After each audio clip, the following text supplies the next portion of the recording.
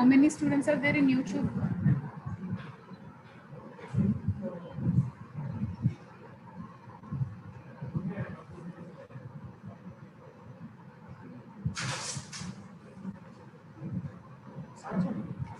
Good morning, students. Good morning, students.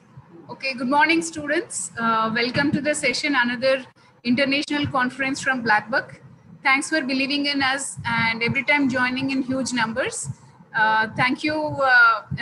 And that we are conducting all these sessions, that you'll have to learn these new technologies and get in touch with industry leaders. And I'm very glad that you are utilizing this to the fullest benefit. Okay, welcome. And today we have a couple of accomplished speakers and who I'll be introducing shortly. But before that, I would like to request Dr. A.S.N. Chakravarti sir, who is head of the department of JNTUK Kakinada Vijayanagaram campus, head of department of computer science engineering department, and he has been really the force behind this conference. He has a vision and he wanted to bring down the latest technologies down to the students. And with his encouragement and with his guidance is how we have started this international webinar for the benefit of all of you. So before we go into the details about what we are going to learn today, I would request Dr. A.S.N. Chakravarti sir to say a few words to the students. Good afternoon all. This is Professor Chakravarti from JNTU College of Engineering Vijayanagaram. We have collaboration with BlackBuck people. So we are the institutional member of BlackBuck. We established Center of Excellence. Under that, we are conducting several faculty development programs, workshops, and also we are going to establish incubation center with the help of BlackBuck Technologies. And BlackBuck also giving career guidance, industry mentorship, entrepreneurship support, and also delivering so many webinars, guest lectures, hackathons, and ideathons. They're also giving student support for internships, placements, and also different ideathons, hackathons. They're conducting different certification programs like advanced diploma in artificial intelligence and the other courses like and also into data science. They're also giving placement assistance. So this people are doing lots of things during this COVID pandemic time. So I appreciate these people effort regarding giving more knowledge to all these people. When this is coming to BlackBuck Technologies, and Anuradha is the backbone for this BlackBuck, and it is started in 2013 with an aim of creating a great ecosystem for academia, research, industry, and individuals. And they are providing a premier and practical knowledge for all the students and professionals. You know, till now, BlackBuck is helping almost 75,000 plus students across India in streamlining their career path. When it comes to Anuradha, she is a global delivery expert in IT industry, and she worked for Microsoft, Wipro, and Satyam. And she completed her MBA from ISB in 2010. So we are very happy to associate it with Anuradha and her team, and we look forward for more and more events from BlackBuck Technologies in association with the JNTUK, UCEV, and CSC department. So thank you, Anuradha.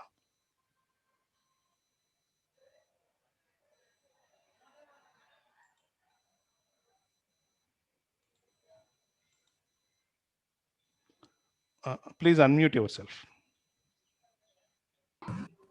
So thank you so much for your words, sir.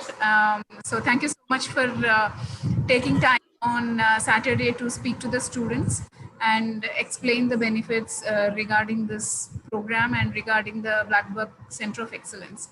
So yeah, students, we will start off the program. And the first speaker today is Prasanna. And it's an honor for me to introduce Prasanna.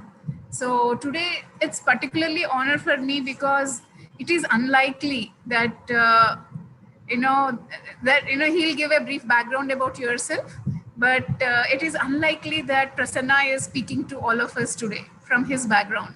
So that gives me the special honor to introduce him. He has completed his MS, MSc, and then he has completed. He was a research scholar in Carnegie Mellon, and then he also worked in AT&T, and finally he's worked as a cloud leader. So I will allow him to tell him his life story, starting just like you, just like me, and how he has come up to such a level. And at the same time, he is such a good teacher. All achievers can't be a good teacher. He is such a good teacher, a favorite to all of our students. And in case you are member of the Center of Excellence, he will be teaching you cloud technologies. And imagine the IBM cloud leader will be teaching you cloud technology. So welcome you, Prasanna, and I would request you to take the stage and speak to the students. He will be speaking mostly on the latest technologies like quantum computing, edge computing, what's happening in these areas. That's what he'll be talking to you now. And Prasanna, please take over the stage and explain to our students on what's happening around in the emerging technologies. Thank you. Thank you so much, Anuradha. And thank you so much, Professor Chakravarti Garu. So first of all, let me I hope all of you can hear me okay. Let me give a brief background of who I am and where I come from, because I think all of us will have a strong connectivity there. Okay. So let me say namaste. That's where our foundations are rooted in the country that we all come from. So I come from actually Vijayanagaram, right? And from Vijayanagaram, I moved on to a place called Bahrampur in the border of Andhra and Odisha, and did my schooling in a Telugu medium school for a long, until my 10th standard. And I couldn't speak English. The first time I was trying to address audience like this, obviously not through internet, in a debating competition. Then that was in 8th standard, and I said I'm reading in 8th standard rather than saying I'm studying in 8th standard, because I did not know the difference between reading and studying back then. And people who knew the difference burst into laughter. They started laughing at me, and I did not even know. So I laughed with them. And once the competition was done, I think the judges took mercy at me and gave a consolation prize, because I became a laughing stock for the 800 plus audience there, right? That day, I learned that, I have two choices. Either I can react and shut myself forever and will not talk to people because my English was broken. My English is imperfect. Even now, it's not perfect, okay? So don't think I speak perfect English. I'm still improving. I'm still a student. So the other choice was I could become, better at English than what I was. So I started investing time in English, because though I come from Telugu speaking family, mother tongue is Telugu, I was being raised in the state of Odisha. English is the language of the world. So if I had to communicate, I had to become better at English. So I invested time for good 4 years, every day about half an hour to 1 hour. And today, if I'm able to make some statements, that's because of that effort. So if I can do, all of you can do, right? Because I'm just a normal student, normal human, just like anybody else, not extraordinary. But knowing where my weaknesses were and trying to invest my time is what made me, stronger than what I used to be. And with that said, I'll quickly tell you a journey of what took me to NASA from a village, Vijayanagaram, all of you know, where I was raised for a good time before moving to Bahrampur. So I joined medicine for 3 months. I was into MBBS in Orissa, and then I did not like medicine. So I bailed out, I quit medicine. And I was looking out for admission, and then IIIT Hyderabad batches were commencing. So I joined IIIT Hyderabad as a first batch student. And that was the time when the United Andhra Pradesh, the current Telangana and Andhra Pradesh, which used to be, united back then, were implementing a project called UCEV in the leadership of the then Chief Minister Chandrababu Naidu Garu. So I was the junior most member in that project. I used to be a programmer, junior most programmer.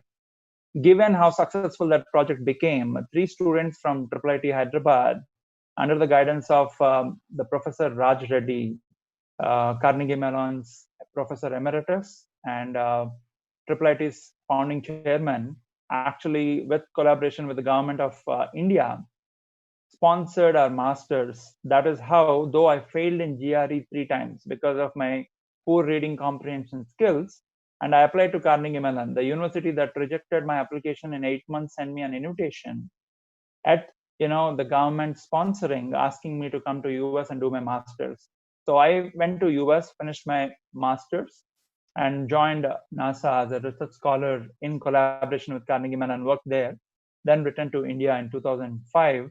And I joined a small company when I was returning back to India, a company called US Internetworking. Okay, and that company was one of the early cloud companies, what we call application service provider company. And I was the 11th employee of that company. I never changed jobs. I was with the same company, and that company got acquired 5 times, 5th one being IBM. Okay, because of those acquisitions, and because I was one of the early employees in the company, right from sweeping the floor to mopping the floor to working and receiving the clients, I have done all kinds of roles, right? So what we call housekeeping to chief executive in India operations, and that really taught me quite a bit. And that was the beginning.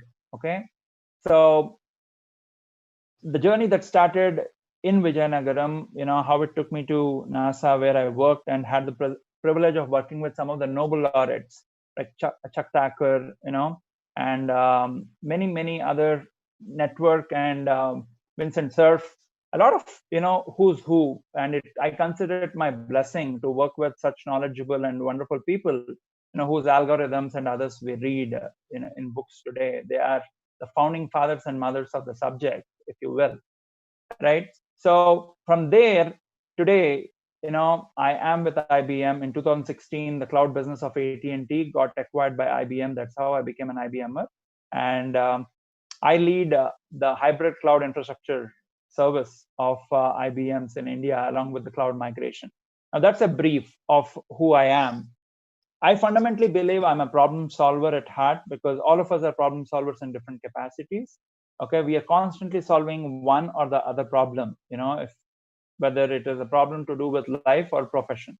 Now, given that background of who I am and where I come from, and let me share a real quick overview on our presentation with respect to emerging technologies. I hope all of you can see the slide deck that I'm sharing. I firmly believe that, can anyone confirm if you are able to see my deck? Okay, maybe, if you don't see my deck, give me a shout out. So I firmly believe, if our foundation is strong, then we can build a skyscraper on it. So investing in the foundations is the most important thing that we can do. Now, on this slide, all of you probably have realized on 7th May, almost a little more than 4 months ago, there was a disaster in the East Coast city, Visakhapatnam, right? And that caused. We can see your deck. Thank you, sir. Thank you so much.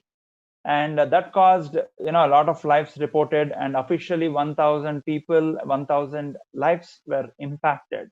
Now, the National Disaster Forum came back and said the root cause is human error. Now, when we are investing hundreds of crores of rupees in industries, this is the LG Polymers industry in Visakhapatnam, okay? Are we kidding when we say this is a human error, where people were not able to maintain the gas tank below 20 degrees Celsius? And this led to a lot of life loss, which could have been very easily prevented, provided we were to have an intelligent automation triggers that would have controlled the temperature when it was breaching the threshold of 20 degrees Celsius, where the liquid styrene was becoming gas. And when styrene becomes gas, it can paralyze the nervous system, therefore making humans nothing more than wax dolls that are paused. And that's exactly what happened. Humans or other lives, any form of life, because it freezes the nerve system. Now, we are talking about it in the hindsight, while there are companies like LG, others who are continuing to invest hundreds of crores. Why is that they are not able to automate these things? Now, it's not really a big deal to automate this. All you need is a sensor that is constantly checking the temperature, and as it reaches 18 or 19 degrees, probably you need to use an adiabatic process or some instant cooling process to bring down the temperature drastically, if not progressively, right? And you can also have industrial cooling that continues to maintain the temperature below 20 degrees, let's say 12 or 14, whatever is the optimal temperature. But why is that it's such a big deal, right? Because we humans a lot of times think until the disaster strikes, the disaster will never happen, right? We are by default optimistic and by design extremely lazy. That's not just you and me, it's the human nature. Okay, now I'll talk about this more when I come back to automation, but think of this as a consequence. When there are situations that are still dependent on human error, whether it was a 1984, maybe many of you were not born back then. Okay, 1984's Bhopal methyl isocyanate gas accident, which was also very similar. Okay, now all these industrial disasters can be very, very easily prevented by removing the human element in this. If we take out the human, you are also taking out the error element. Therefore, by bringing in machinery that can very well be controlled. Okay, those of you who remember history and the Chernobyl nuclear reactor accident in Russia is also a similar situation. Okay, that led to a lot of life, and even today that place is completely locked down and is not allowed to be visited because of the radioactivity there. We'll visit and come back on how problems like this can be controlled. Now, this picture that you are seeing is IBM's System 1, the first quantum computers that are out there that can be accessed at the end of a cloud. All you need is internet access to access quantum computers. Now, when we talk about quantum computers, don't mistake quantum computers to replace your desktops and laptops. They will never replace. Quantum computers work on a fundamental paradigm shift, which is different from the existing computing. The existing computers are based on the binary formats. What do I mean? In computers, you have zeros and ones, and using those zeros and ones, you are basically computing with a true or false or a yes or no situation. But there are so many problems in true real life which are not as binary as true or false. There are so many maybe scenarios in between. For example, a medicine for like penicillin, which works for some people, also causes allergy for some people. For some people, it might not be very effective because of the other medications they take. So our life, human life, or any life is not just binary. There are 60 or 100 plus shades of gray in between the white and black that we constantly think we are.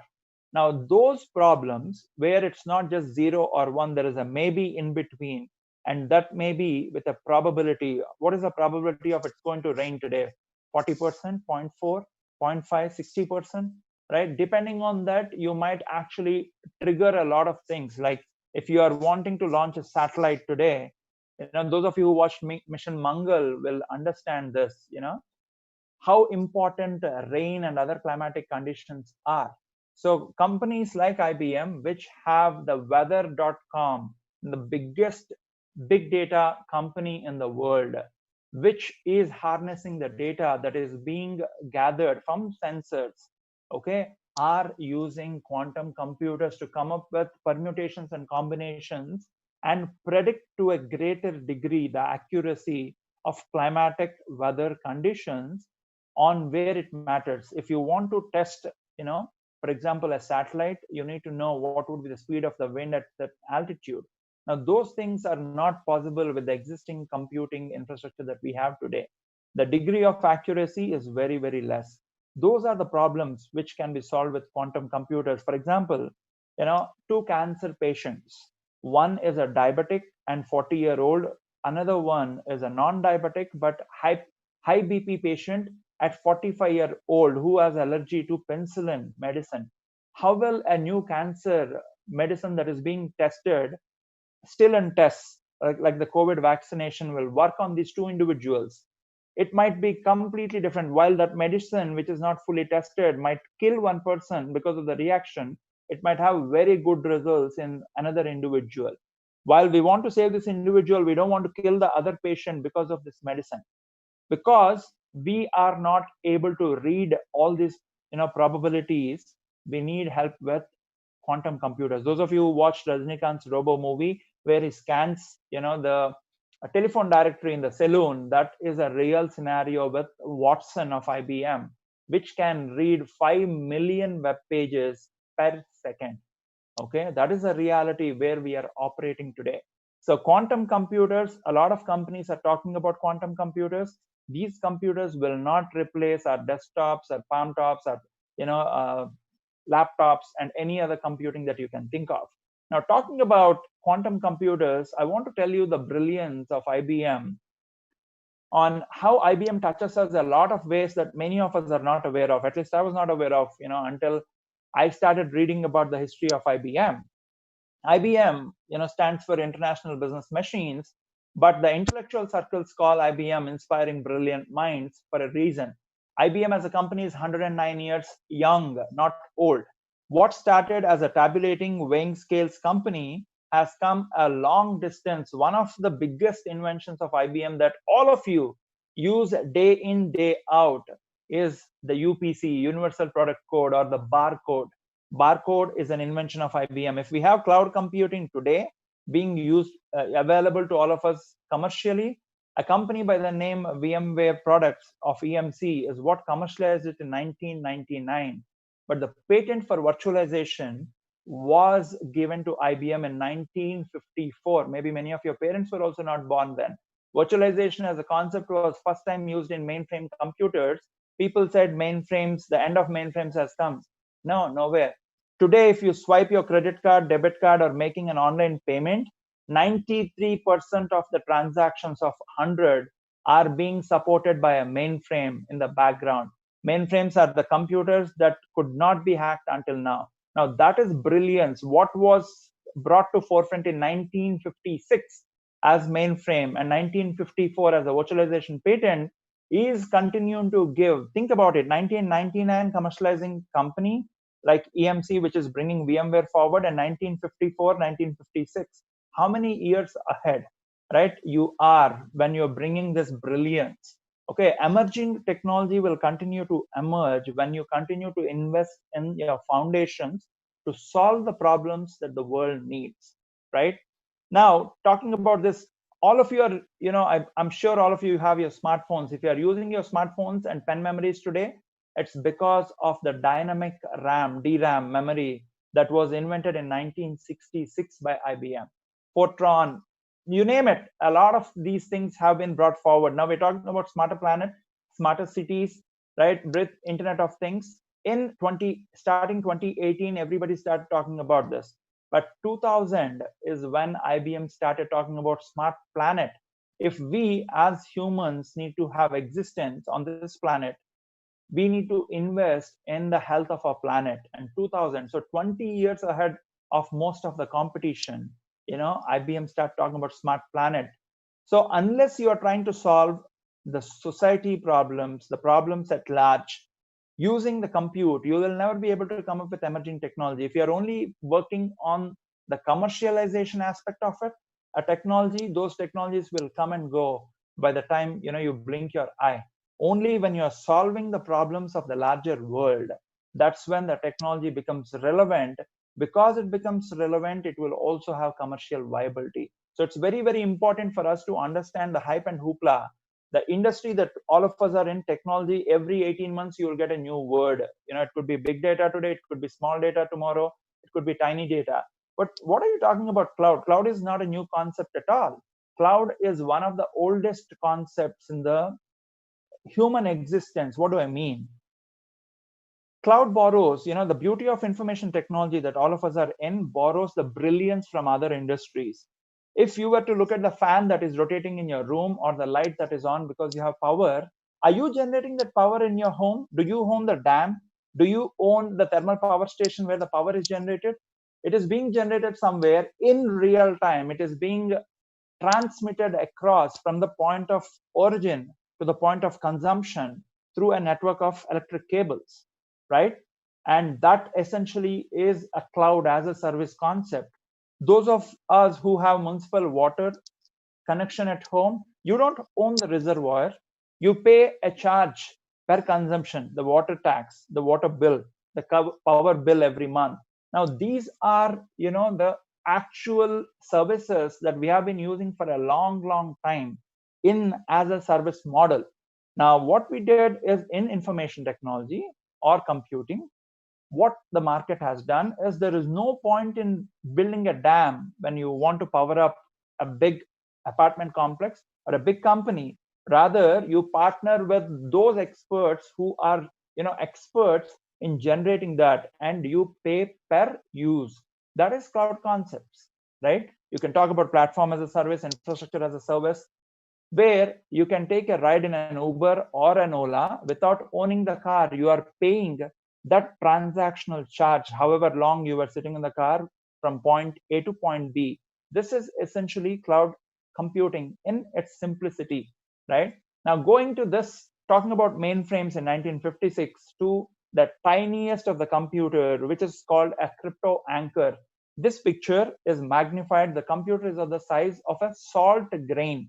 Now, this crypto anchor is an invention of IBM, which plugs with the blockchain. What does a crypto anchor do? As the name talks, anchor are dropped to hold the ship in the drifting waters in the sea or ocean, right? Crypto anchor is basically, it's encrypting the data into which it is attached to and constantly transmitting the data of the product. For example, to give you an example, if I have a phone, what is the guarantee all the parts in the phone are genuine? Those products that are there inside those parts probably were replaced, and I wouldn't even know. Just because the box appears to be genuine, I think everything is genuine, because the spare parts will come from hundreds of countries, and they're all assembled probably in a country like China or Taiwan or India, right? But how do I know all of those products are genuine? That's where crypto anchors come in. These crypto anchors, tiny size salt grain computers, can be put into anything and everything, including the wines we drink, the foods we eat. They will exit the system cleanly, right? And they can be put in the medicines, cosmetics, where there's a lot of duplication. And to the world, this counterfeit duplicates around the pharmaceuticals, cosmetics cost 600 billion US dollars. Okay, that do the math. Even if you say $1 is 72 rupees today, whatever it comes to. Now, these crypto anchors, the tiny grain-sized computers, are constantly connected to the cloud, and they are transmitting on IBM's hybrid cloud to the products. Using this, we actually have come up with the world's first supply chain that is connected to blockchain called Food Trust. Food Trust is IBM's supply chain, which essentially tracks the food from the farm to the table. Now, how do you know what pesticides were used in that, which routes it has taken, what were all the ports through which it transferred, before it reached your dining table? There's a lot of information that will be useful. For example, COVID. Maybe if the food products went through a country that was extremely COVID risk, then you don't want to touch that food for probably for a week or two, because it increases the risk of your exposure to the COVID virus. Now, when you are able to know this, you can act intelligently rather than ignorantly. The only way to know them is when you start capturing data. From data, you can process the data into information. Using that information, you can act with intelligence. When you use intelligence on information, you get insights on whether this food product went through a high-risk company or not. When you have insights, therefore, you can use it as part of your intellect to process or not to process. Okay, these are crypto anchors, which are fast, which are changing the world, bringing in reliability, transparency, and protecting a lot of revenue dollars and rupees for the businesses that invest a lot of money in producing innovation and products. Now, going to another emerging concept, which is emerging very, very, very fast, called a digital twin. What do I mean by digital twin? For example, if you are there, if I need to run a lot of tests, why is it some people are dying with COVID, whereas others are able to recover back? Because the way this virus is attacking the different people across different age groups is very, very different, that nobody is able to understand at this point in time. What if I can have a digital twin of each of us? What do I mean by a digital twin? So all that will be taken is your sample of DNA, or you will be replicated on the digital world. Those of you who have seen the movie Genes with Aishwarya Rai and Prashant a long time back, where they superimpose, Aishwarya Rai twin dancing, that is the nearest concept, in animation that you can think of, a simple example for you to think of. Now, when you take a system of systems like a human body or an aeroplane, where a lot of moving parts and systems come together, you can't really stress test an aeroplane.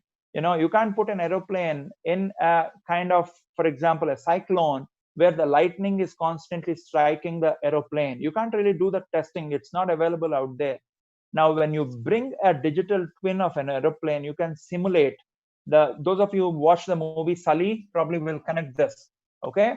When you put a simulator and test the pilot Sully, if you haven't watched the movie Sully, please watch it. It is the only water landing where all the souls, all the people on board survived when a plane which lost both the engines had to force land into Hudson River in New York. Okay. The captain's name is Sully, and in his respect and in his expertise, the movie has been made. It's a beautiful movie, right? When you actually put the aeroplane in these simulations without really pushing the aeroplane into water, because it's a lot of money and a lot of risk, you will be able to understand what are the weak links of this system, where it is likely to break, where you can reinforce, and what are the components that can take a hit. When the lightning strikes, which part of aeroplane are more susceptible, right? What if the aeroplanes, the lightning strikes the wing, and where the fuel is, where the flash point of the fuel is very high? And how can I ensure that high voltage that is hitting the aeroplane wing does not break it, does not, have the flame set on fire? So depending on that, I can bring in, a lot of design changes, a lot of risk mitigations by bringing in digital twin. Recently, in yesterday's paper, you have seen in India, a 32-year-old man who was operated in Hyderabad, who lost both his lungs to COVID virus, was operated upon with 2 lung transplant from a brain dead person. And here he is back alive. The first successful both lung transplant in COVID case. Now, how do you know the probability in such scenarios? When you can bring in a digital twin connected with artificial intelligence systems like Watson, you will be able to look at a lot of permutations and combinations, which hospitals in India like Manipal and Apollo are already doing by bringing in the brilliance of artificial intelligence, which is augmenting the expert doctors who are sitting, and it is giving them an opportunity to think about the various things that can go wrong in an operation. What if suddenly when they open the chest and the ribs and trying to replace the lungs, the heart starts going into a shock, or heart goes into a cardiac arrest? What do they need to do? Right? What is the possibility? When I open, I see, wow, there are 3 blocks that were never known before. What do I do? Now, these are the permutations and combinations that the system will give on how to act, so they can keep that equipment, that machine, that experts ready in case there is, a risk that starts becoming a reality. So digital twin is a concept that is already being used by companies like Airbus, Boeing, and others. And it's just a matter of time where all of us will start using this in our day-to-day life in 5 to 8 years on whatever we want to test and see. Okay. Now, taking this to edge computers, the first computer that I had in the mid-90s had a 4.3 GB hard disk and 128 MB RAM. My phone is probably 4 times more powerful now. Now, where the world is going towards high-end hardware, high-end compute, faster connectivity. If all of us are at home, if we are able to have these sessions today, That's because of the bandwidth that we are all having in countries like India now. Okay, those of you who are all sitting at home and watching, what is your expectation if the Netflix or the Amazon Prime continues to buffer all the time, or the YouTube videos that you watch? Will you want to watch them? Absolutely no. So you are taking the network and the bandwidth granted. Okay, you assume by default that I will continue to get 4G speeds, while the world is starting to migrate to 5G speeds. The basic expectation for us now is speed is given. When you open the tap, all you want is water to flow. You don't care where the water comes from, which river, which reservoir, which pipes. As long as the water is safe, all I care for is I open the tap, the water flows. Internet is also the same, right? So internet as a service there. With this connectivity becoming the reality across the world, in our life, we are moving towards sensors, which are basically, for example, I have some sensors at home. When my plants become dry, the soil in the plant becomes dry, it sends me an alert on my WhatsApp saying I need water. All I have done is bought a 26 rupees sensor, which checks the humidity and both the prongs that have been put into the soil. When the soil is wet, the circuit is full. So therefore, it is able to have a complete circuit. When the soil becomes dry, the circuit breaks and immediately it sends me an alert on my, because it's connected to my Wi-Fi, it is able to tell me, right? So simple sensors. Now this sensor needs to have a good battery backup. It does not need a high-end, Core 8 or quad core processor. All it needs is basically sense, respond, sense, respond. Now, when we are coming to edge computing, the reason we call it edge computing is because we are taking these sensors to the edge of the network. Okay. For example, last week I was working with a group of researchers in IBM who are working on, along with the weather channel that IBM owns, the biggest big data company out there. They are trying to predict, the COVID virus in the air in different locations. So by the time, for example, if you want to go to a mall, want to go to a grocery shop, when you look up, okay, you will immediately get an alert on the risk of that shop or that mall, and what is the concentration of COVID virus or TB virus or TB bacteria or other virus, flu virus, and others that are there. When you know that intelligence, you can act accordingly. For edge computing, what we are trying to do is, across the industry, you are flipping the hardware. You are going back to that age-old hardware. What do I mean? Sensors with small memory, sensors with a large battery that can check and respond. Okay, when you do this, you can actually have a lot of information. For example, cars are going all the time in the city. Cars have battery power already. What if you put a sensor on the car that can keep checking the air quality, and it can relay back through the smartphone of the driver to the cloud? Therefore, I can have a connected city through the connected cars, and I can check and say what is the pollution level in different parts of the city at any given point in time, right? Now that is edge computing in a minuscule. Now I was talking about socially, responsible computing. If we are trying to solve those problems that don't solve the world's problems, it's of no use. This is a picture from the land of midnight sun, Norway. Okay, and what you see is the aurora borealis, the magnetic lights and the nature's beauty that is created in there. The problem, one of our clients in IBM reached out to us, is the fish, salmon fish, which is consumed across the world, which is one of the favorite fishes of the world, is produced. It's the capital. Norway is the capital of salmon. Now, in these salmons, there is a sea lice, a tiny parasite that actually attacks the fish.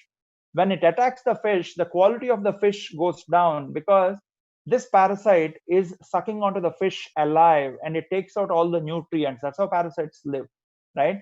Now, what we have done, IBM, is we have come up with a seafood cluster cloud, okay, in Norway. It's available publicly. All of you can read. What we have done is we have brought in IBM's hybrid cloud along with, the computer vision and artificial intelligence together in sensing, the picture processing of the salmon, and trying to come up with smart nets where the fish is going through the net. If there's a parasite stuck to the body, it automatically gets detagged. And we are also able to predict to 98% realistic probability and accuracy on the infection rates. So the fish farming company can predict. And when these fishes are shipped to India, to Japan, to US, to Australia, to New Zealand, when the customer is wanting to look at it with the QR code or the barcode, when he or she scans it, it tells the produce how healthy was the fish, was it ever attacked by sea lice, where its parents, grandparents were attacked by sea lice, therefore the risk of the food that you are about to eat. Now this is socially responsible computing. You can go to Google and type called Aqua Cluster Cloud or C Cloud of IBM, you will understand. Now these technologies, these emerging technologies are useless if we are not using them to solve the problems of our world. For example, the biggest problem that we have today is when we are trying to produce, for example, another company in Visakhapatnam, Coromandel Fertilizers, right? When we are trying to produce these fertilizers, we are using probably a 120-year-old technique one of the German scientists invented to produce these nitrogen-rich fertilizers, which is a very energy involving process, very heavy process with respect to consumption of water, energy reserves, and electricity, water, and other things, which basically are polluting. If a tiny bacteria sitting in the soil is able to convert the air and give nitrogen to the roots, why are we not able to do it? Why are we not learning it from the bacteria, what it does, and why are we not able to simulate it? Now, this is the line of thinking that all of us need to pick up and use with whether it is cloud, edge computing, big data, and in 5 years from now, it will be a reality for us to have quantum computing solving a lot of problems for us that are still not solvable, whether it's in mathematics, medicine, anywhere else where there are a lot of problems that are not purely solvable using binary logic. Okay, so emerging technology will continue to emerge, but it will only be relevant when we human beings start being human. Okay, when you start to have empathy for the planet, when you start caring for the planet, which is our foundation of existence, that's when all of this will start becoming more and more relevant. So always when you are learning a new technology, when you're learning about a new concept, go back and ask yourself why you are learning what you're learning. If you're not clear about the why part of what you're doing, my dear friends, you're confused. And with confusion, no matter how tall you build a building, the foundation is always shaky. So therefore, I request all of you to focus on the fundamentals of computing, algorithms, data structures, being good at programming. If you are good at programming, in one programming, I learned Pascal in the mid 90s, right? Once you understand the data structures and programming, it's the same thing everywhere. You just change the syntax. Now, if I have clarity of thought, then I'm able to think on the fly with these picture-based slides and convert whatever words are coming to my mind in Telugu, because my mother tongue is Telugu, and on the fly, I'm able to convert it into English, right? If I start speaking faster than my translation rate, I have to use a lot of us, which many of us use. So we need to ensure there is constantly a synchrony with what we are doing and how it is relevant to the larger planet. When it is relevant to our existence and social compute, that's when it will start making sense. Okay, so you might hear a lot of hype and hoopla about emerging technologies, which will always be only strong and stronger if you focus on the foundations and fundamentals. Today we talk about cognitive computing. What is cognitive computing? The way when you look at a face, immediately your brain senses known person, stranger, danger. When you look at a snake, if the snake is coming to you, will anybody say, please run away? You will automatically run, because the way our brain is working, the way the neural networks inside our brain are getting fired is what we are trying to replicate in computers. Okay, it's my belief that we will never be able to do that, because even in Albert Einstein's brain, only 2.4% of the brain was used. And if Albert Einstein's 2.4% of the brain is not yet understood by the artificial intelligence temples like MIT, Carnegie Mellon, and Stanford, we are light years away from replicating any system that can any day compete with human. A lot of people have this false notion that when we have artificial intelligence, we have these emerging technologies, they'll take away jobs. No, they will replace the jobs of those who are not increasing their value addition, who are not climbing up the ladder of learning and staying relevant to the market. staying relevant to the subject that they are involved in. So choose where you invest your time in, because all of us have only 24 hours of limited hours in a day. So that's where I say, you need to ask the why of what you do. If you are not motivated enough, don't do because the person on the right and left is doing. You need to have your motivation, and once you find your motivation, there'll be no looking back. Like I found my motivation coming from, when 800 people laughed at me, I had an option of saying, what a bad thing happened to me, I will never speak again. But when they laughed at me, what happened? Nothing happened, right? It actually gave me an opportunity to turn back. So invest in communication skills, invest in soft skills, on able to articulate your thoughts very well. If you are brilliant in the subject, and if you can't really express those ideas, then your brilliance cannot be realized fully. So invest in those social skills, which are called soft skills, but they are the hardest to acquire. It takes a lot of practice to acquire them. So my humble request to all of you is learn technology, learn the foundations, become stronger, but invest in interpersonal relationship, human relationship, communication, and that is what will help you as a career catalyst to go from one technology to other, which will constantly be changing every 18 months. With that, I take a pause in what we are discussing today on emerging technology. If there are any questions, I'd be more than glad to take. Thank you so much for the opportunity. Namaste. And if you have any questions, if you think I can be of any help, do reach out to me on LinkedIn. I'll do my best to come back and connect with all of you. Thank you, Anuradha and team. Thank you so much for, I can read the comments of the students, and everybody is very appreciative of using real-time examples to explain the emerging technologies. And there's an interesting question, looks like it is a professor from named Praveen Alapati. So he's asking, could you explain how to use quantum computer for solving a simple problem? Can we get any sample code? Can we test it using IBM Cloud Quantum Computer? Correct. Absolutely. Good question, sir. Praveen Alapati, you said, right, Anuradha? Yeah. So quantum computers, if I'm using quantum computers to solve simple problems, they can do it. But it is like using an aeroplane to go from my home to office. Okay. Taking a chopper. Can it not ferry me from point A to point B? Probably it can, but it's an overkill, right? All of you understand Telugu, I guess. In Telugu, we say, Pichik me the Brahmastra. Okay, we should not use that. Quantum computer is for a different set of problems. What I will do is I will have the quantum computer link shared with Anuradha, so she can have it broadcasted to all of you, where you will understand what kind of class of problems quantum computer will solve. For example, to give you an example of the magnanimity of the problems that quantum computers will solve is, you have the reservoir for example, say Visakhapatnam. That reservoir is being filled from Vijayawada, Vijayanagaram, and probably from Arku Valley as well. Okay.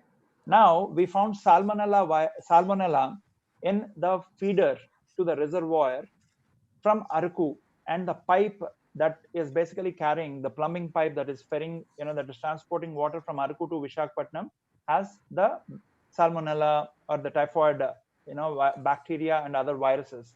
Now, what is the probability that this virus, which probably made to Visakhapatnam reservoir, will infect what percentage of people? Okay. Now, this is a high and complicated math problem. Okay.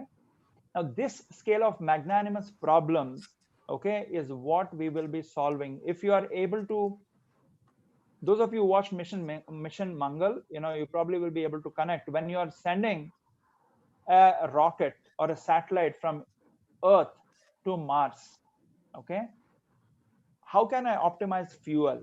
The supercomputers that are taking probably 8 hours now, that kind of problem can be done in quantum computers in probably minutes, if not seconds. Okay. So quantum computers are not meant for simple problems solving. Okay. If you're using them for simple problem solving, they might do it, but it's an overkill. Hopefully I answered your question, sir. On the website of IBM, we have actually given a class of examples on what can be done. For example, to give you a better example, in the blood types, which medicine works on what blood type? And we don't have time now to produce COVID vaccination. If we have quantum computers ready to solve these problems, we have the data set. If we put it, that big data or data lakes can be consumed by quantum computers, and the answer can be given in days, if not months, and months together. Hopefully I answered your question, sir.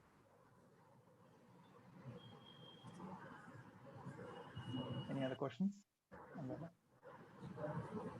So that's the important question that we have got, Prasanna. Thanks for answering that. And the next question that I would like to ask you, and you have mentioned it in the end, but can you specifically mention to students on how there are changes in the emerging technology world and how they have to prepare to get into interesting roles. It's there will be lots of students who will be getting into campus jobs which are like Infosys or Wipro, and they will be put into maintenance projects. But to get into interesting projects where they can actually contribute to a bigger problem solving project, what is that they will have to prepare for and how they have to pursue the opportunities in those areas? Great question. Thank you, Anuradha. So a long time ago, even I started, I don't want to name the company. I started with a big Indian services company as an intern. What we need to understand essentially is, like a running race, all of us start at the same line. Okay, when you hear the gun goes, those of you who watch athletics like Usain Bolt and others running, all of them start at the same line. But how fast you run those 100 meters sprint or 200 meters sprint is what will decide how far you go. So when we are all put in that maintenance project, because when we are new to the companies, new to the industry, obviously the companies cannot risk giving us the full control of the plane. When even you become a pilot, you need to be a first officer for a long time before you become a full captain that can take control of the plane. So only when you're put in your maintenance projects, you can make your eminence, your brand stand out by doing a difference. Recently, I was reading on LinkedIn, a janitor who became a millionaire, okay, in US. He used to clean the bathrooms, be the housekeeping, and he did such a wonderful job.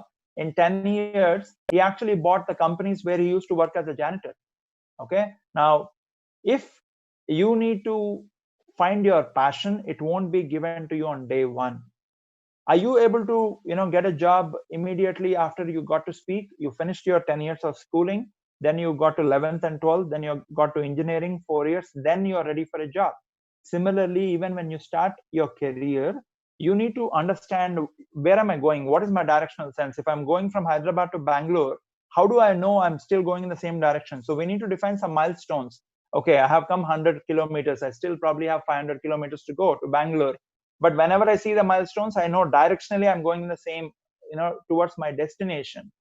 Similarly, from where you are to where you want to get to, you need to define milestones. Okay, next 3 years, I want to become the lead in this maintenance project and understand what are the different technologies that, excite me, that I can go and contribute to and make a difference.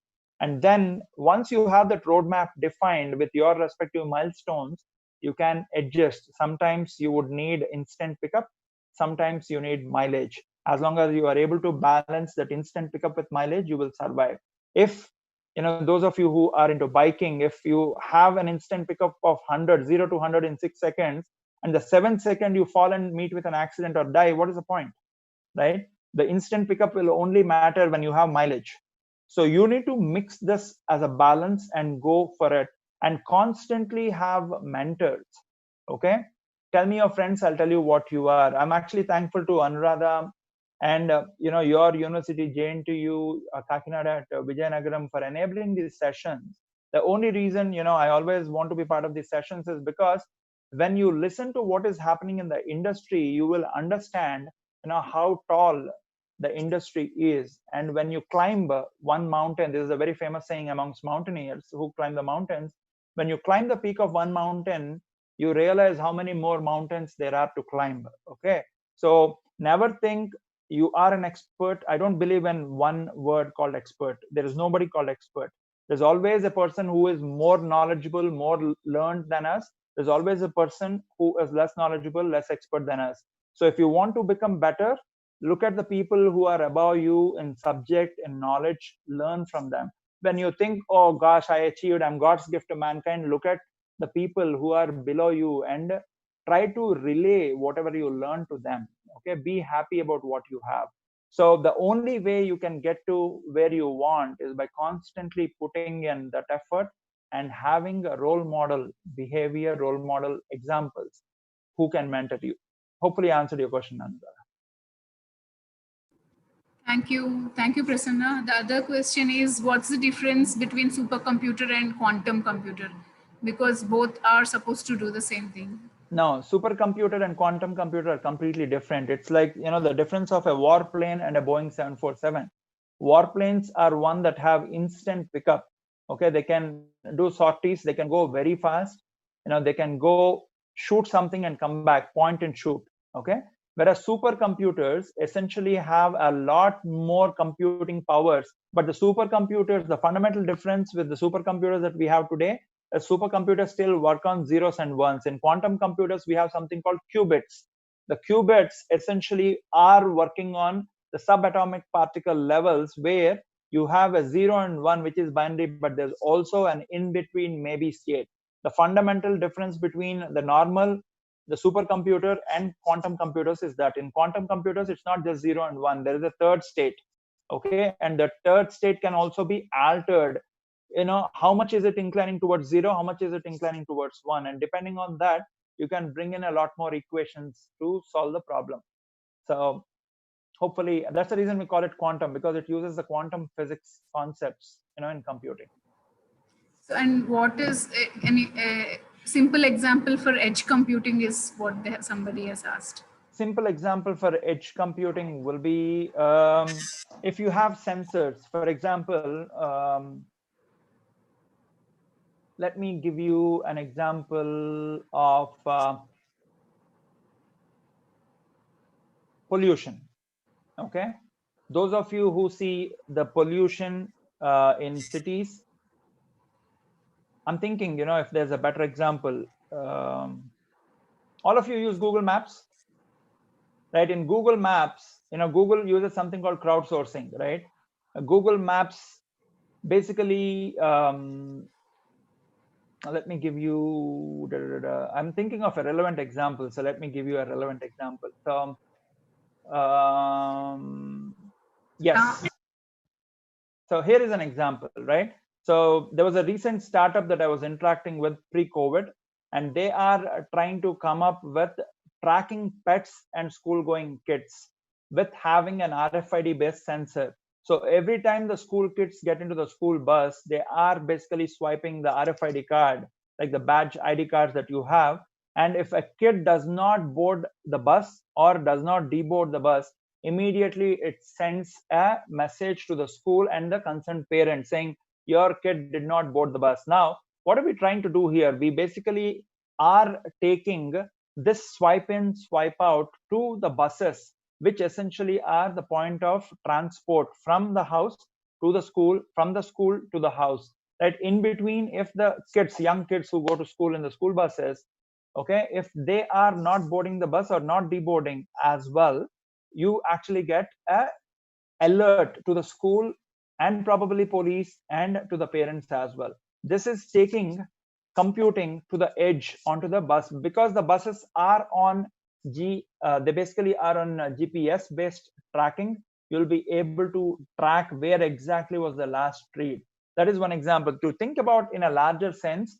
If you were to talk about climate, okay, and pollution and rain, you need to put these small sensors that can keep sensing the temperature in different parts of the city. And those temperatures with the sensor, all you need is a thermometer, digital thermometer that can read the temperature and has the capability to transmit whatever it read every 10 minutes. When you're putting these digital thermometers across the city to gather the temperature across the year, right? And every 10 minutes you are reading.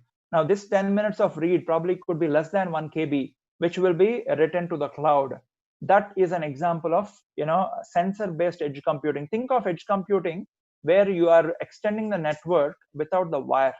Okay, and all of us, for example, last week, this is still a startup in stealth that is trying to come up with a low bush concept. For example, if you have a car that is stolen, how would you track it? By having a simple SIM-based sensor put in the car. When that SIM-based sensor is paired with the car driver or owner's phone, when the car driver or owner is not driving, immediately that detects that I'm not pairing with the paired car, like the Bluetooth pair, and it starts relaying the information to the police, to the owner, and the stakeholders who own that car as an asset. Okay, this is basically taking sense and respond to the edge of the network. Hopefully it made sense.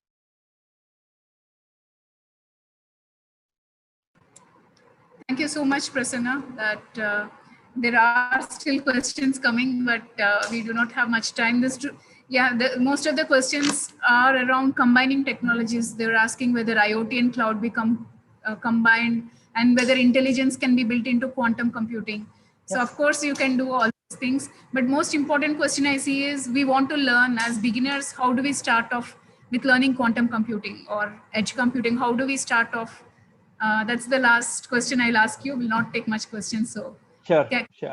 So edge computing, quantum computing, you can't directly go to BTech, right? You have to invest 10 years in school, college, and 11th and 12th, then get there. So that's the reason I said, focus on your foundations. Edge computing is no different. You don't write different programs for edge computing. You have to use your intelligence in ensuring whatever programs you put on the edge don't consume a lot of battery power, because most of these sensors are powered by battery.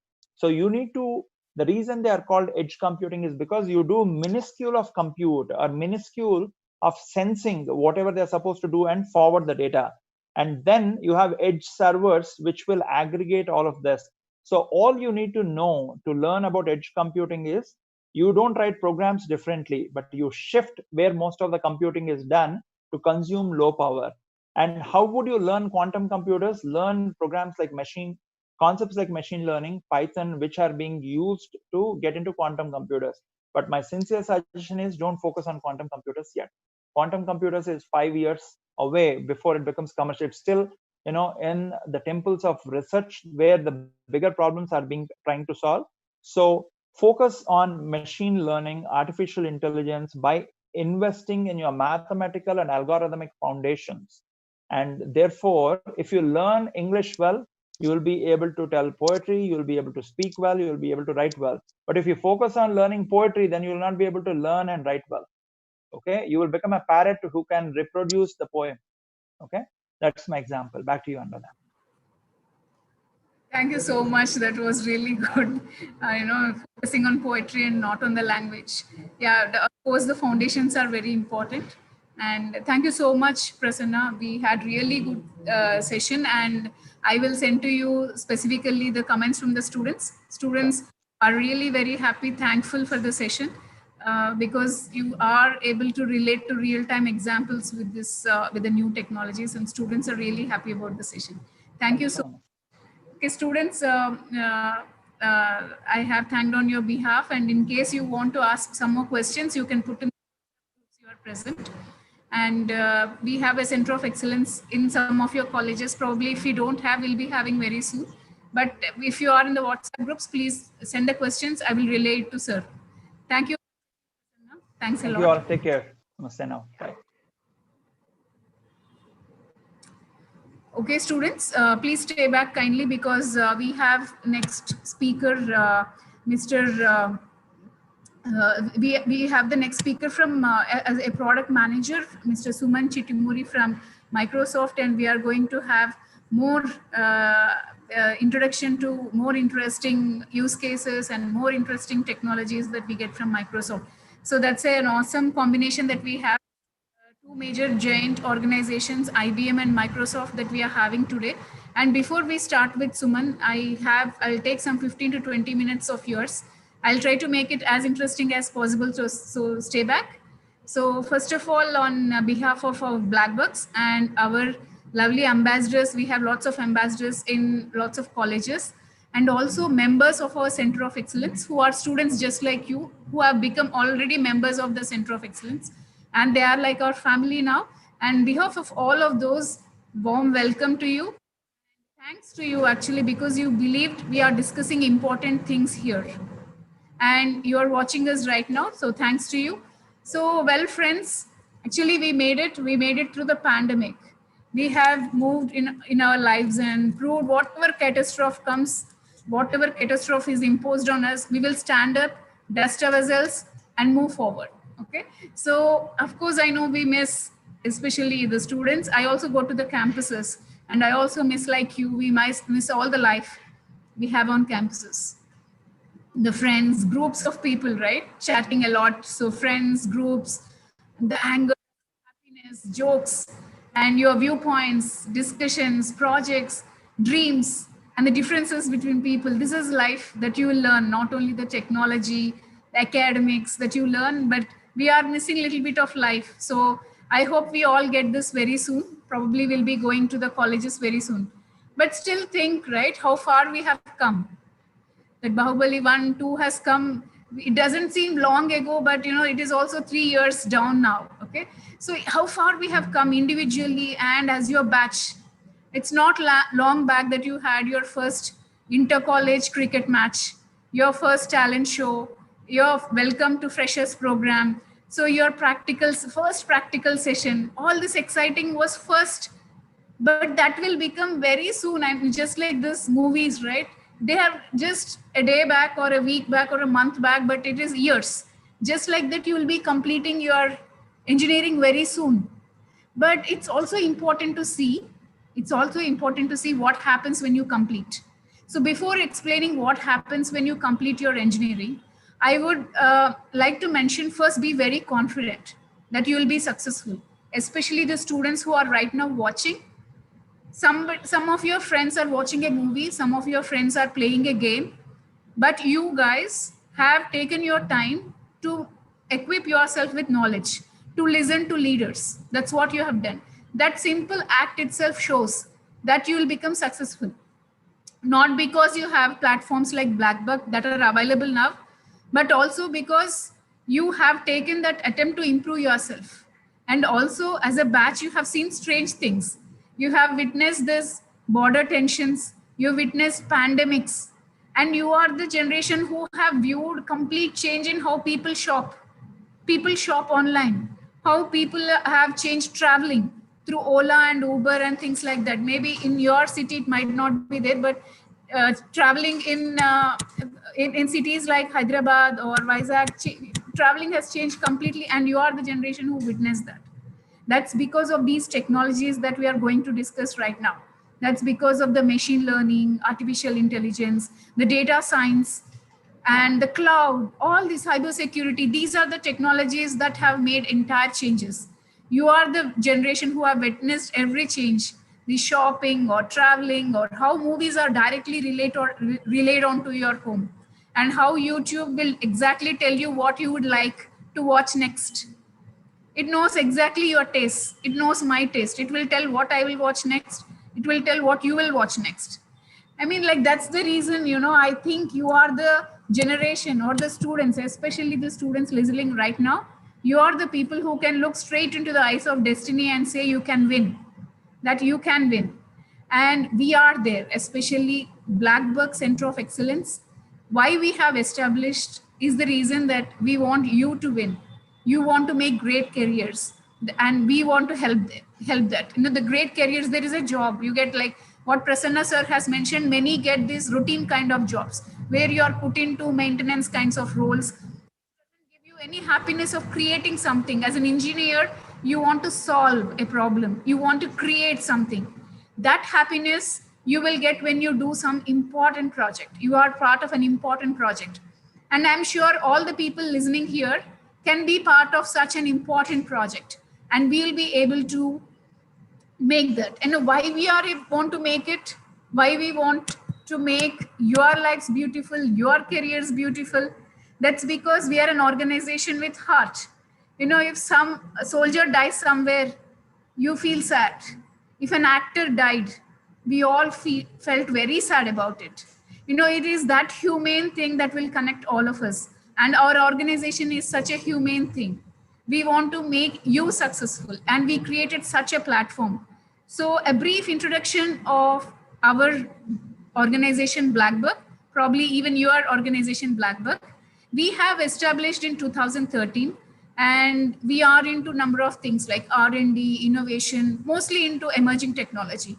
We are also a part of Government of Telangana Information Technology Department, who is hell bent on bringing out those emerging technologies from the students. So they are actually want to bring lots of jobs into the country, lots of jobs from different these developed nations, or where a lot of research is happening in artificial intelligence, or what sir has mentioned, quantum computing or edge computing. They want to bring all those jobs. So we are a partner to the government, so that we expand the knowledge related to emerging technologies to the remotest parts. And I know if you are a student from JNTUK Kakinada, you are the bright students who have cracked the toughest entrances, and you have made to it.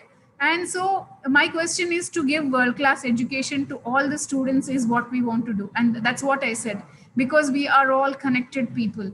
And a brief background of mine, what made this this come into BlackBuck is, so I have done my intermediate from a government college. I have completed my computer science education, worked for Microsoft, Wipro, and also the biggest timeline that I have worked for is Wipro, mostly in US and UK, and did great things. I have did really big projects, which are 2 to 3 years. One project ran for 2 to 3 years, that kind of big projects that we have done. Okay, so all these things, and then I have taken a break and did my MBA from a very good college. It's an international college, internationally ranked 11th in the world, which is called ISB.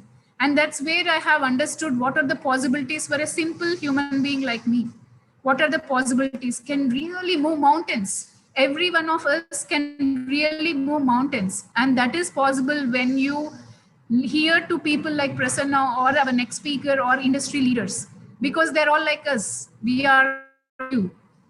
Okay, so that's what we want to bring directly to you. And let me explain to you what all we do as part of Center of Excellence. And if you become a member of Center of Excellence, what all you will gain. Let me share my screen and show to you what all you will be able to learn if you become member of Center of Excellence. Hopefully you're able to see my screen.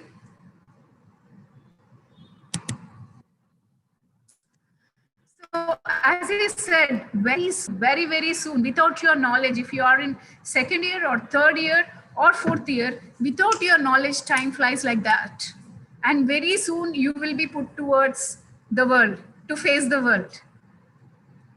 And we are there to help you in facing the world with confidence. So here is how you have to prepare to face the world. So one thing, guys, you will have to remember is, this is a very happy time for you. Utilize it very well. You work hard and play harder, but work hard is very important, because what happens once you pass out your college without a job is you just fall in the pool of people, around 5 to 10 lakhs of students who have no jobs, and nobody will take care of them. So in case you are in a college, there is a placement office, and there are organizations also looking forward to join freshers. When you're out of the college without a job, that means you are filtered and left out. That means that if you are outside your college after fourth year without a job, that means the chances of getting a job becomes very bleak.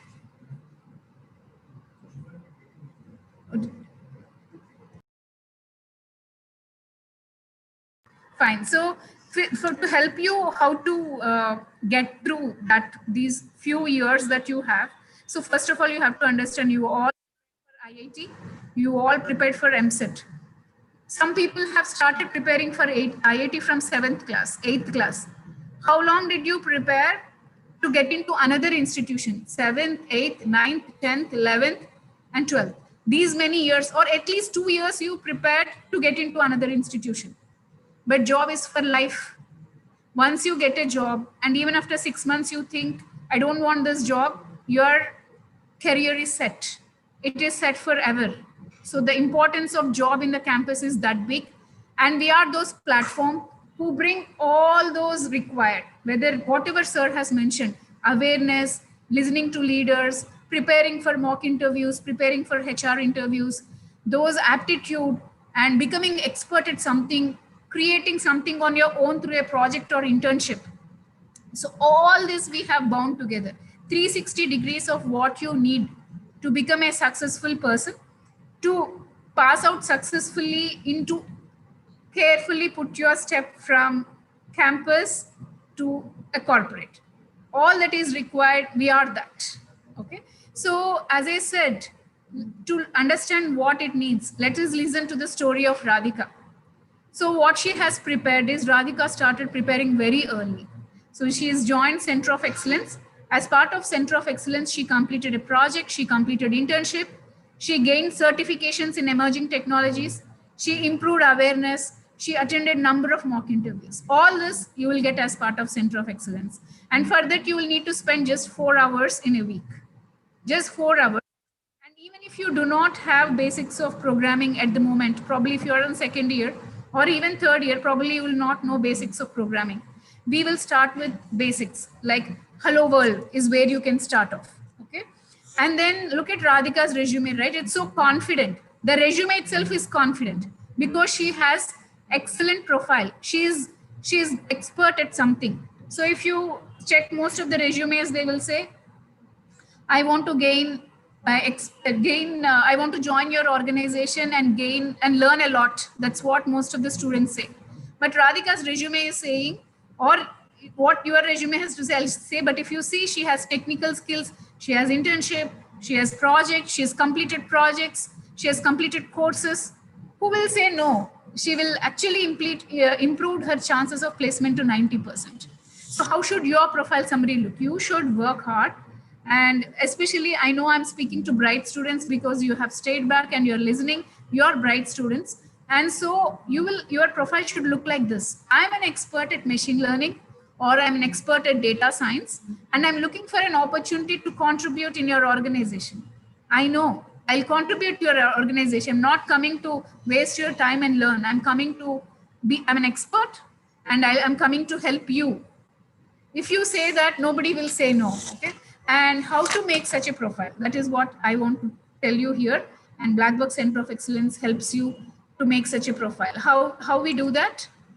One is, as soon as you join BlackBuck Center of Excellence, there was a question, I saw that. The question is how to choose your stream. We will give you 10 hours of each of this. AI, data science, cloud, Internet of Things, cybersecurity. We'll give 10 hours of each of this. And after these 10 hours, you will know where the market is, where you will get jobs, and how much effort you have to put. For my interest, can I put this much of effort? Artificial intelligence, if you really become an expert, there are jobs for freshers, which range from 18 to 20 lakhs per annum. But more jobs are around in data science, because in YouTube, if I see, I have my recommendations, you have your recommendations. Who is working on that? Data and machine learning are working on that, an algorithm.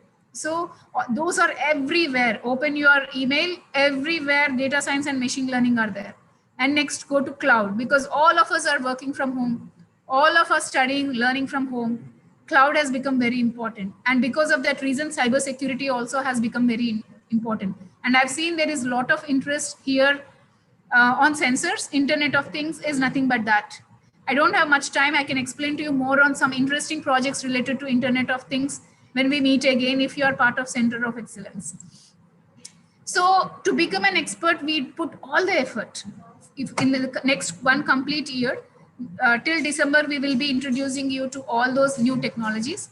And from December to March, you can create a project. Expert in the sense, nobody can call themselves an expert, but I can say, as a fresher, if you say, that you know all these things or this project, then you can be considered an expert at the level of a fresher. So we'll bring it to that level, and you can complete a project and submit as an academic project. We will give you that kind of support. We have a team that will be completely, our data science experts will be getting those questions even at 10 p.m. and 11 p.m. Students wake up that time only, I know. They don't wake up 10 a.m., 11 a.m. 10 p.m., 11 a.m. is where they have their peak brain working. That time they will be asking our data science experts some questions. So we'll be available. It's not just train and go. It's a platform. It's a platform which we want to give Harvard or MIT. That kind of exposure is what we want to give. Okay? So next is, with that, you will be able to become an expert. When you go back and check the resume, you can become an expert. You can submit your college project. You can confidently attend interviews and your resume becomes perfect. That's what you will gain out of this. And your chance will improve to 70%. That's how when you sit in an interview, your chances will be only 50%, whether yes or no. It's our duty to make it 70% or 90%, your duty. And we will give that help, okay?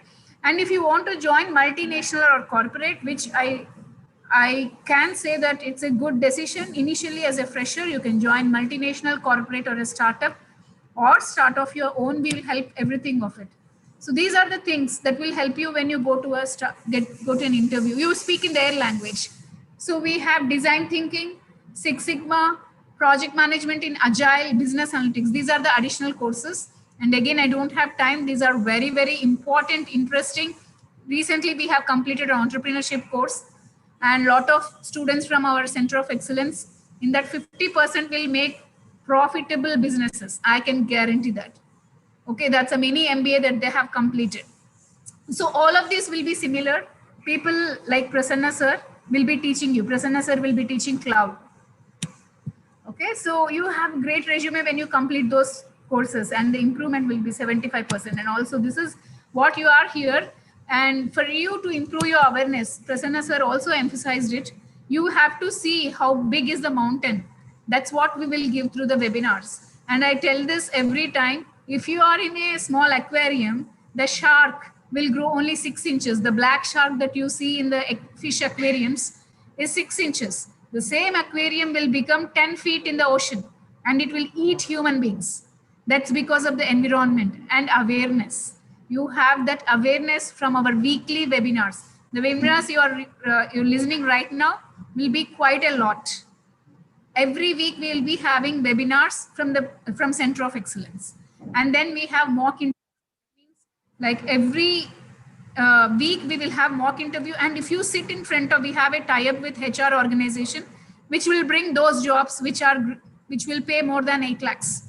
8 lakhs to 20 lakhs is the job profile that we offer to the students as a platform. As I said, we are not training. It's platform. Whatever all your missing elements are there for you to become the best. You all want to buy a car for your parents. You all want to give buy a very good house for your parents. I'm sure, because I speak to students, I ask their dreams.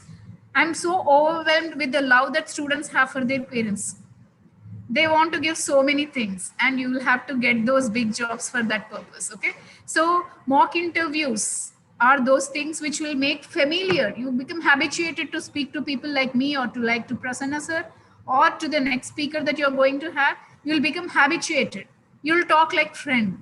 That's what you'll get through mock interviews. So all this will improve your confidence by 90%. That's what we will give. That's the Center of Excellence. And there will be lots of fun. We have fests, online fests, where there will be people who can showcase their talent. We have social network for students. And this social network among the students, they speak to each other, showcase their talent. That's what you're missing, right? So you can showcase, you can become a star among your peer groups. We have even that social network just for the students. In summary, this is what you will get: an internship, projects, hackathons, workshops, professional certifications, webinars, mock interviews, and access to HRs, and also the jobs that they bring, which are around 8 to 20 lakhs category. So that's what we bring as part of Center of Excellence. And that's what I want to all of you to note around this. And kindly look into, whether you join Center of Excellence or not, that's secondary.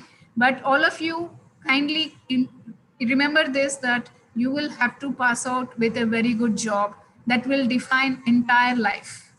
Okay, so with that, I will want to stop relay of my screen. I'm stopping the sharing the screen. Okay, wow, I've completed 1 minute before the time that I've allocated, that our team has allocated for me. I was quite fast, looks like, but I can talk a lot. If we are part of Center of Excellence, I'll be explaining to you my experiences as an entrepreneur, started in 2013, and I can explain to you my experiences. I can also teach very important subjects. So we'll be having more interesting sessions if you are part of Center of Excellence. Okay, so you will see that genuine interest from on behalf of entire BlackBuck's team. Everybody, you can disturb us 12 in the midnight. We are ready to help you, and you can see that zeal and mission from every BlackBuck person or our team to help you all to get to realize your dreams and to get into very good jobs. Okay, with that note, I'm stopping. I do not know if I have any questions. If you have any questions, please type. I will have a look at it and get back to you very soon. And with that, I will now want to introduce to you the next speaker from Microsoft. He's a current product manager from Microsoft, Suman Chitinuri. And Suman's profile you can see in LinkedIn. I'm not sure if he'll be happy to get requests from the students for connection, but you can probably try. So Suman has completed his engineering, and also has completed his management from IIM, and he's into product management currently into Microsoft. And his passion is reading. I understand because of the position, the reading takes so much important time in a professional's day, and he is into reading. His role models are Elon Musk and Satya Nadella.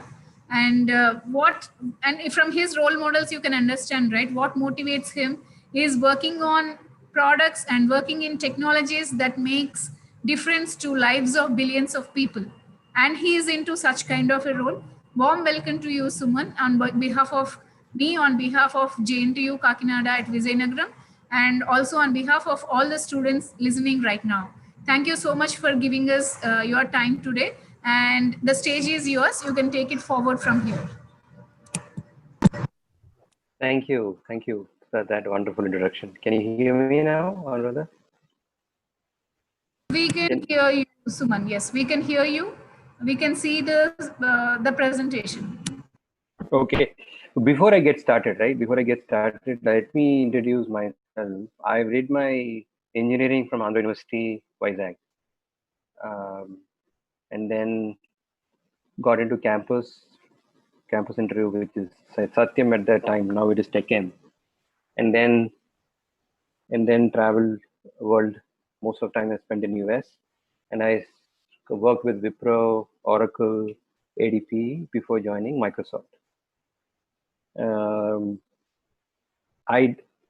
After I joined the corporate world, that's when I started taking up executive programs to enhance my own learning and to ensure that I be relevant.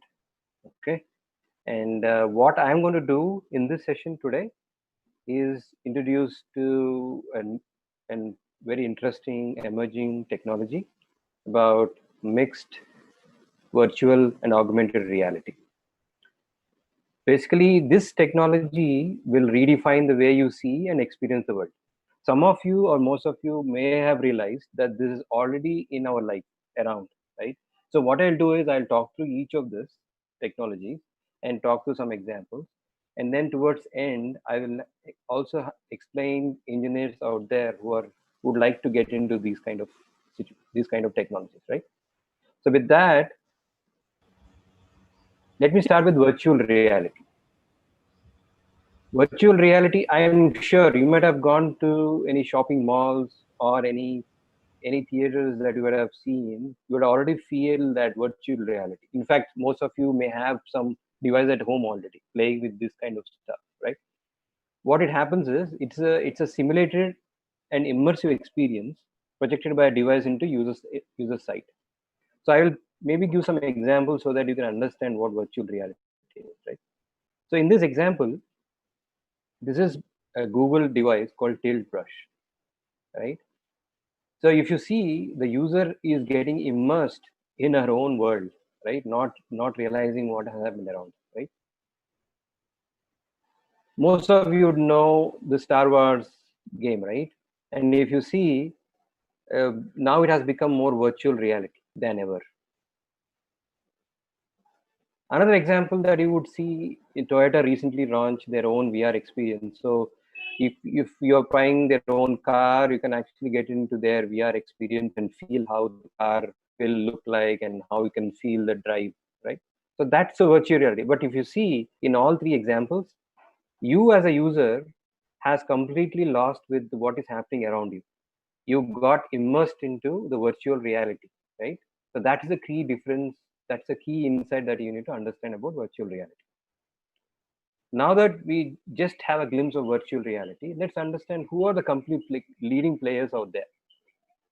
So if you see Google, Samsung, Oculus, Sony, HTC, all of them are trying to get into this heavy competition, and they have their own platforms, they have their own devices. So there's a huge market out there for VR, and I'll touch upon it briefly in the next slide. Now let's talk about augmented reality, right? This example that you're seeing on the slide, right? Augmented reality, it adds your perception of the world by overlapping a computer-generated graphics or a set of interactive data. For example, you're looking at some object on your mobile, right?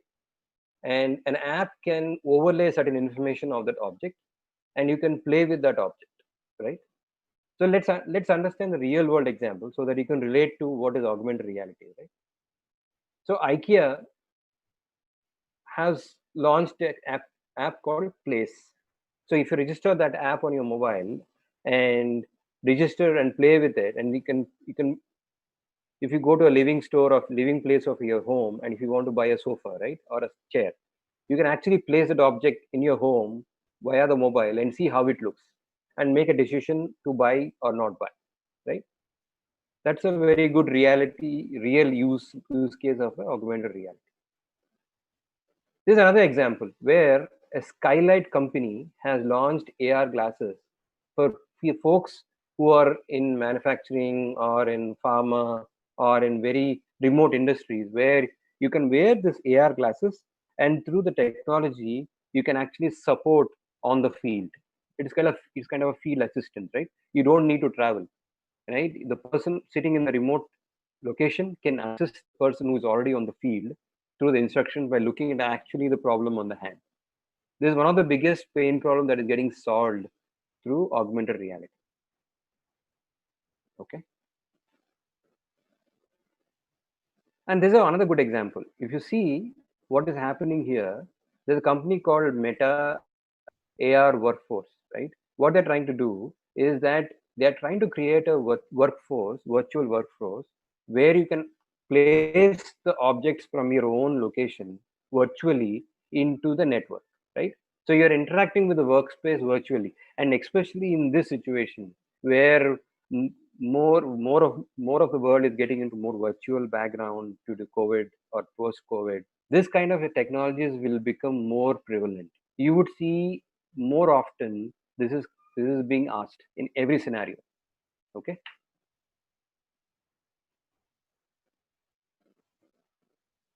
Anuradha, is it okay if I play the video? See if audio comes along.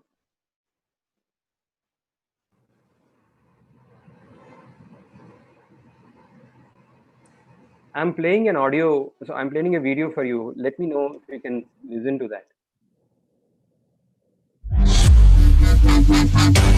Yes, we are able to hear.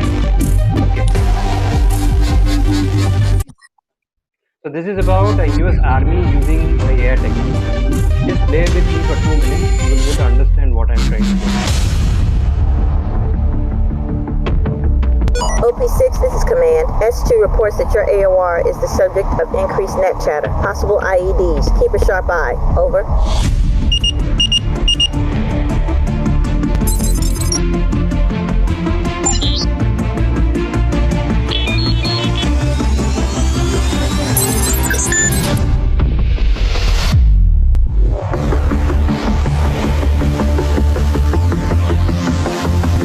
Delta 1, your AR is updated. Proceed as instructed. Switch to AR.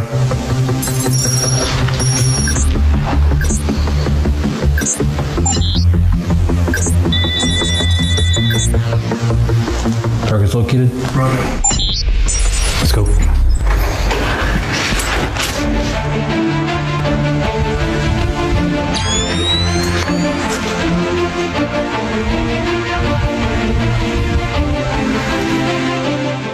Ma'am, that cell phone could be her trigger. That's all I need to see, Lieutenant. Shut her down. Yes, ma'am.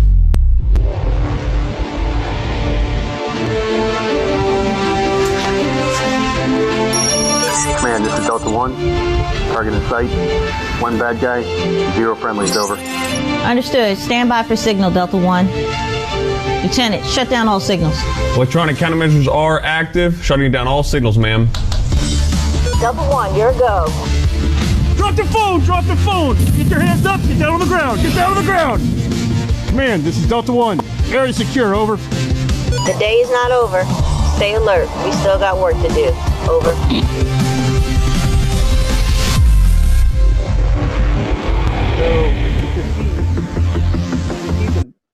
So, one of the wonderful use of AI technology is actually in the Army.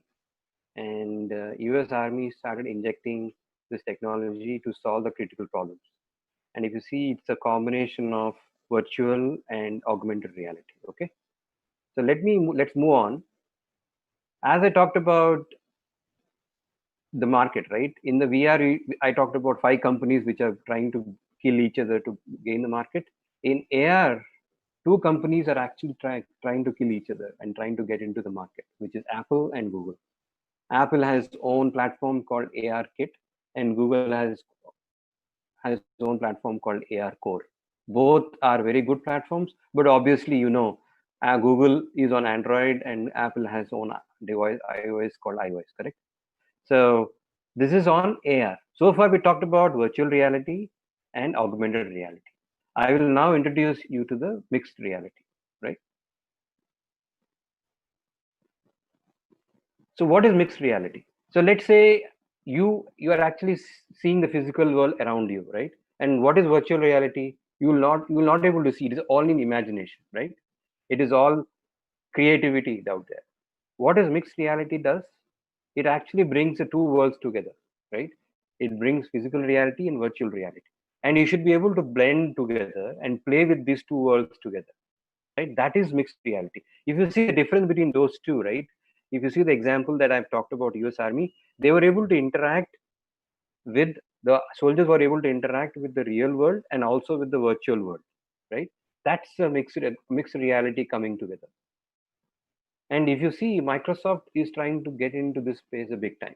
And this example that I've shown you is an HoloLens example where education has been reimagined, right? If you were trained in this way of looking at an anatomy of a body, 3D, and playing with it, zooming with, not able to, you don't need to, today we only read through books or through drawings, right? If you can able to play with the actual device, actual human anatomy, and expand it and understand the whole play, you will be able to understand better, correct?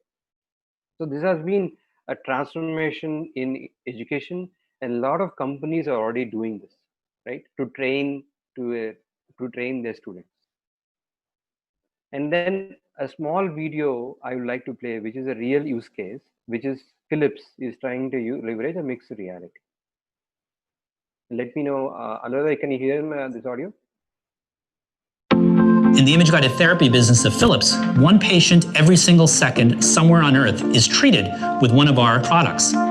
So that's 28 million patients a year could be treated because of the work that we do here. That was the big reason I came to Philips. Image-guided therapy is modern-day surgery without the incision. We're navigating tiny instruments through the body through incisions no larger than a pencil point. We're relying solely on X-ray images or medical imagery to guide us. So that means we're always looking at a screen of data. With HoloLens, we can take it to the next level. We are a leader in image-guided therapy. And with Azurion, we created an industry-leading platform that customers really love. What's really cool about it is we've leveraged novel touchscreen technology to create a very powerful working spot for the physician. Our ultimate goal is to help doctors do procedures better, to help them innovate the procedure. With HoloLens, we can create a completely different experience, a working domain which is really tailored around the needs of the physician. For complex procedures, physicians need to go from one screen to the other really rapidly. We can now get these screens to come in just by voice recognition, by eye tracking. This is all about efficiency.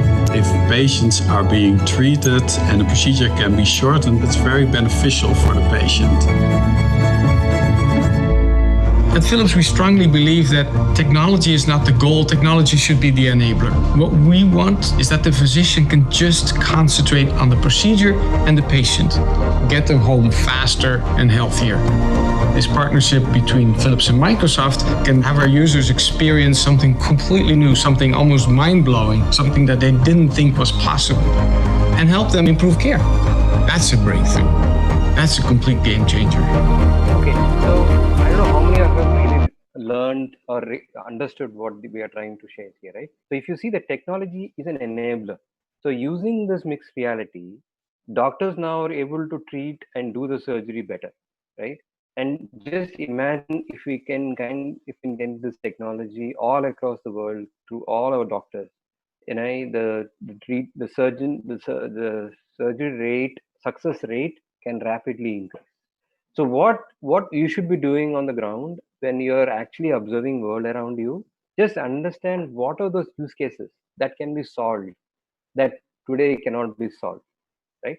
And especially where COVID is putting all of us behind, this is where you should think through where using this technology. And if you see the technologies here, multiple things come together: cloud, artificial intelligence, IoT, edge computing, and then obviously it all packaged as a mixed reality, right? But if you see, end of the day, all things are coming together. IoT, let me repeat again, right? Artificial intelligence, because you need to have a lot of data, understand the data, right? And then the hard power processing, because the lens that users are wearing, it's a mini computer by itself. It has 3 CPUs within it, right? And the kind of processing, right? That is all the technologies that is being taught, right? And then understanding the sensors, right? You should be able to understand the vision, the space, all these are coming together and providing this technology, right? And solving very important problems. So far, you've been imagining that AR and VR may be only fun. It can be Pokemon or virtual reality games. But if you think through, you can actually solve very critical problems that we are actually going through. So while you are, my key, if you have taken one thing out of this session, is be curious, observe the world around you, and the technologies that you are trying to learn, how can you solve the problem that you are observing, right? Okay, let me summarize the 3 realities that we have exposed today, right? Virtual reality. What is it? It is completely fully artificial environment, right? User has immersed herself in the virtual environment. User is not even aware of what's happening around her, right? Sometimes there's a dangerous situation, but it has its own pros, right? What is augmented reality? It's a virtual objects overlaid on real environment, right? For example, you are on a walk. You went on a walk and you opened this Google app and you put a picture, you saw an image and you show it, and that app will tell you the history of the image, right? That is augmented reality. The mixed reality is a combination of virtual and the real world. You are not moving away from the real world, but you're actually playing with the virtual world as well, right? So these are three different worlds. Hope you got the understand gist of out of this, right? Let me talk about, okay, what is it for us? I know you're all engineers sitting out there listening to this, right? Yeah, this is all cool, this is all fine, but what is it for me, right? So this is how I look at it, right? If you look at it, it is 2020, and we're talking for 6 years from now. We are talking about 120 billion business globally. This entire AR, VR, MR market is around 120 billion. 120 billion is huge for all of us. Even if we get at least 1% of it, we will all be get placed. In fact, we would have all started our own companies, right, to solve this problem. On the right, these are the spread. Yeah, today, as I rightly told you, the large part of the problem is video games. The next is healthcare. Next is engineering. Next is live events. I will talk you through some startups in India which are actually getting to this business, okay, which is mostly solving live events. Video entertainment, real estate, military. In my previous slides, I touched upon most of them, right? So, but you understand the where I'm coming, right? You have a huge market out there. There's a huge play that you can get in. Okay. There are some creative India-based startups in this space, and I really wish one of you actually start a startup in this world and solve a real problem, right? So if you see the first company, Tracy, this is about a 3D modeling software and architecture. So what this company does is it'll help you to create a 3D model of your, let's say you're building a commercial property or you're building a commercial apartment, right? You can actually visualize, your users can visualize what can happen, how they can play with it, right? Next company, Simulanis. It's about field assist. It's creating industrial training across manufacturing-based sectors. The next company, this is very good company. You should actually look for this website. They are creating a intimate experience by leveraging technology of virtual reality. For example, they recently were trying to launch ISL, Indian League, Football League, right? They've created a virtual experience around it to create a magical experience, right? And then the next company, they are trying to create education much better using 3D and VR, right? And the next company, One2Beam, they are providing VR as a service. What an innovative way to think about, right? Virtual, you give them a problem, they will solve it for you, and they will make it a service for you. And finally, the last company, which is Hyderabad-based company, they are trying to make a skill assessment more intuitive, more meaningful using these technologies. There are many more out there, but I picked only few just for you to understand whatever I was talking is not just theory. This is being actually implemented on the ground. Okay. Okay. Now I listen to all of it, but how do I even think about it? Can I even think about it to even become a developer or engineer to start with, right? So I did some research. I categorized into 6 buckets for you, and you can actually start playing with them today. In whichever year you are in, you can actually start playing with this, right? Because most of them are free out there. So first of all, you need to understand the devices. So Google Cardboard, Google Daydream, most of you have a Samsung. It is just matter of buying a gear. Additionally, you will get a VR world, right? HTC, Oculus. See, last 2 might be very costly, but first 3 you can actually start playing with them today itself.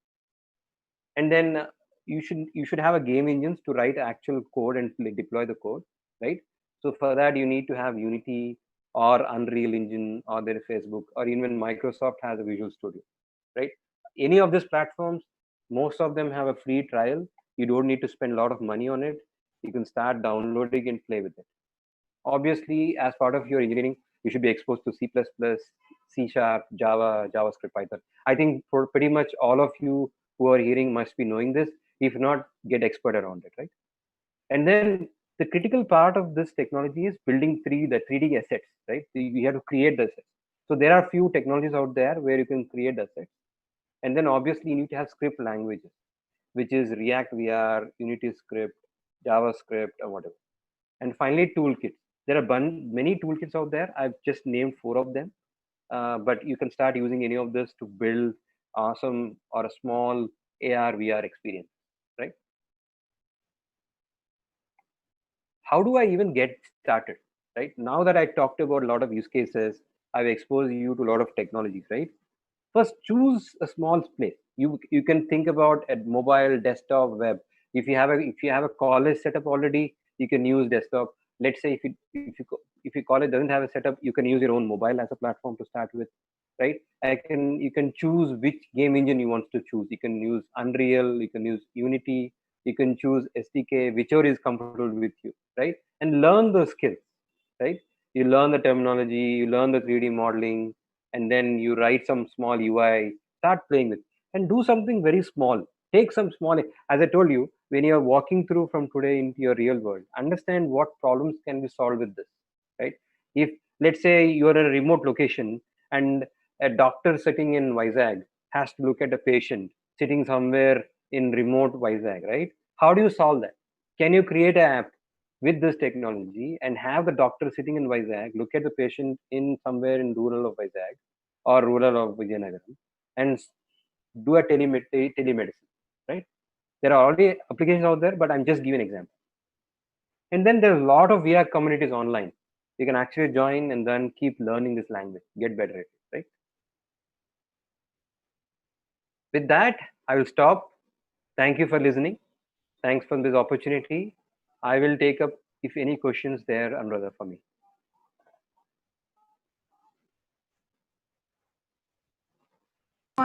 Thank you so much, Suman. So what I see is the students are really, really excited with AR, VR, of course. It is, it's really amazing. I was spellbound looking at your session completely. So people are really thankful about it. But how can we make it is the question. That question probably have come a little bit earlier because you have already covered on the simple steps that they have to take to start off AR, VR. And I mean, like, still, even for me, the question is like, can we all start off with making small AR, VR use cases? Can you tell 1 or 2 use cases we can do with the simple first three requirements you said that you will need to do a IR? So with just those 3, can we make small use cases? Can you guide us on what are those use cases? Yeah. So what you should do is, most of us has Microsoft PowerPoint, right? So Microsoft PowerPoint has a 3D asset library. You can create a 3D asset library. You can pick any of the asset. Let's say you take one Disney character, and you take the Disney character and embed into the real world. Let's say I'm seeing you right now. I'm seeing your machine. Can I inject a Disney character into your space and interact with the Disney character, right? That is one simple example that you can try, right? Now, let's say you create an online PowerPoint presentation and embed a 3D object there and share it with your friend as a happy birthday greeting card, right? So there are so many examples, simple examples that you can do, right? You can create, let's say, let's do this, right? I think most of the students are from Vizag, right? Yeah. So let's say students can take a project. There are very, very historical, beautiful places in Vizag, right? Now, let's say you take a mobile, you create a small app. Let's say you go to, I'm studying Vizag, I'm Kakinada, sorry. So let's say you go to your city and show your app to a prominent location. Immediately, that app should recognize that location and tell about something about that location, right? That is nothing but an AR, augmented reality. Let's say you're looking at a Taj Mahal and you show your app to a Taj Mahal. Your app realizes, oh, this is a Taj Mahal. Let me tell something about Taj Mahal. That's a small use case that you can do right away. It's not a big deal. I understand. So can I make Obama talk from here? Yes, you can do that. So that's what in my hackathon, that's what we did. We said we created a virtual assistant, right? Now I talk to the virtual assistant using Siri or Cortana or whatever, and say, we named the virtual assistant as Naitri and said, hey, Naitri, can you please have Obama speak for us, right? And immediately Naitri transformed herself into Obama, and Obama, she speaks like Obama, 1 or 2 lines. You can actually do that exercise. You can do a lot of magic with that. Excellent, excellent. We will try doing that. Students, please do that. And in case you have done that, please post in the WhatsApp groups. If you have done that, that will be amazing. Yes.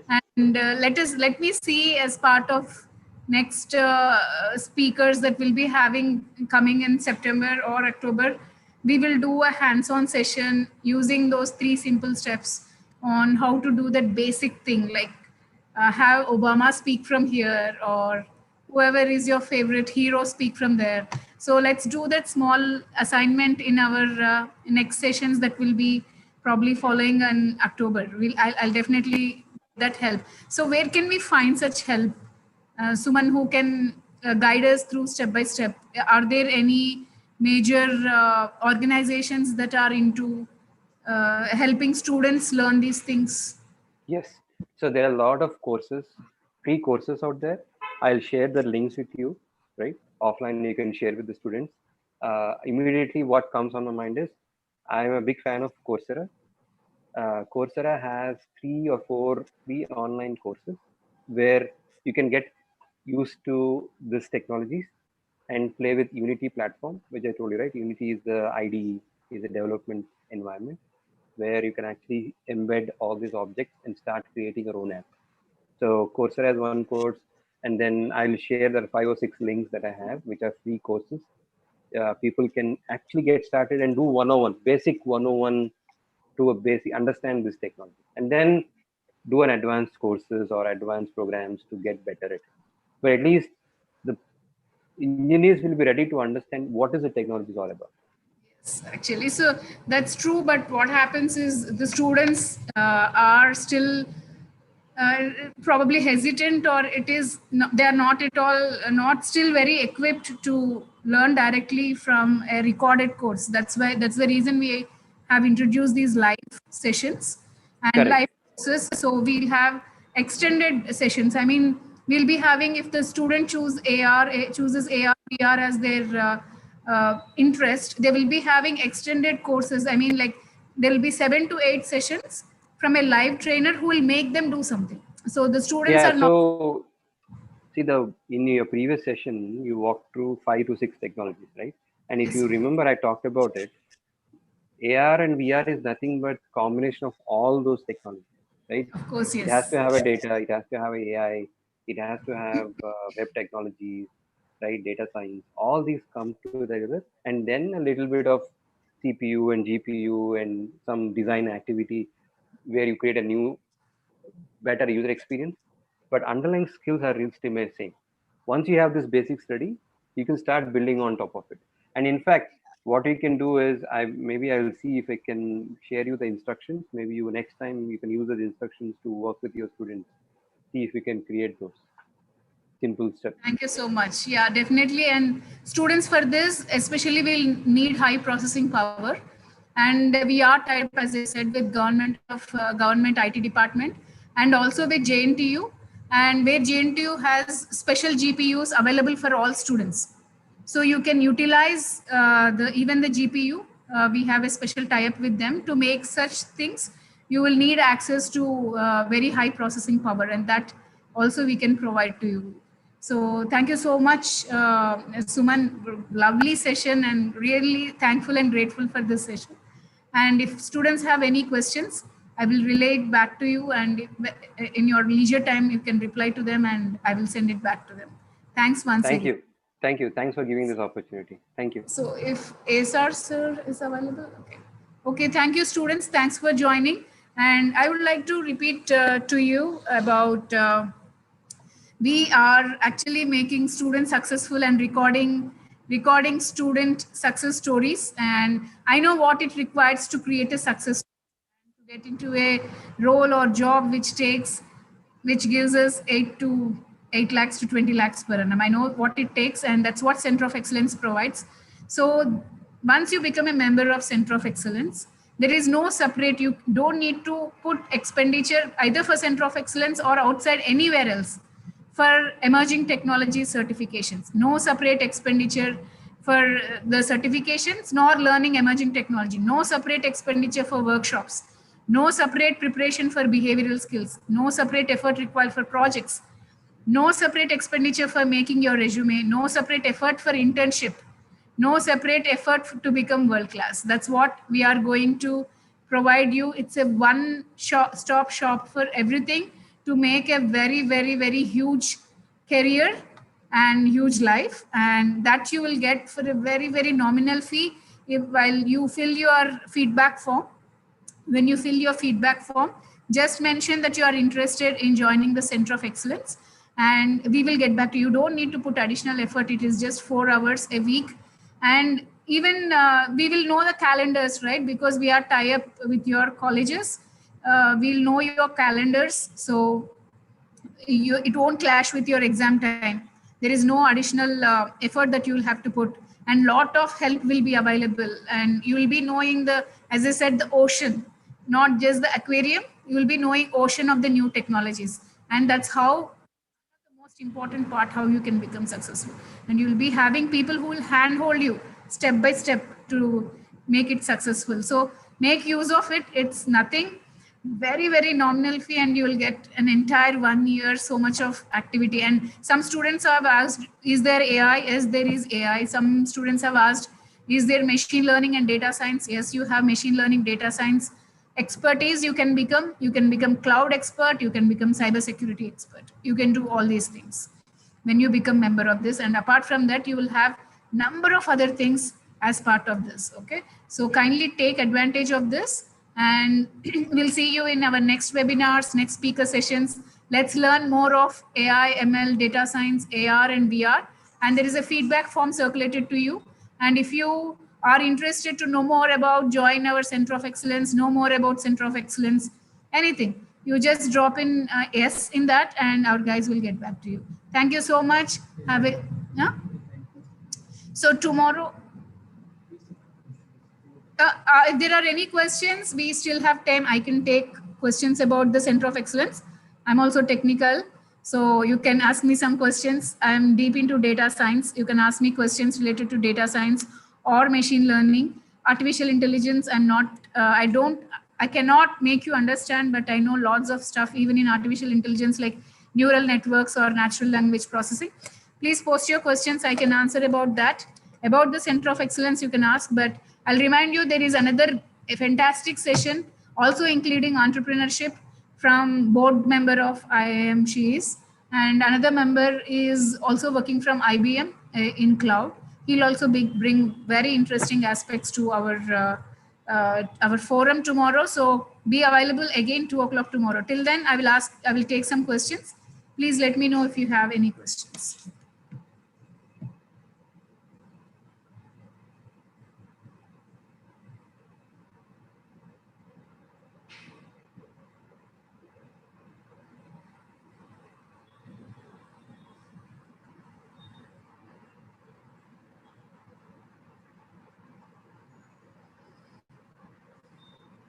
So are there any questions? No, right?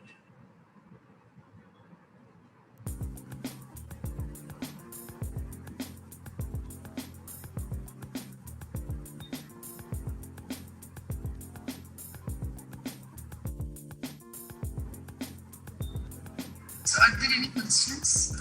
No, right?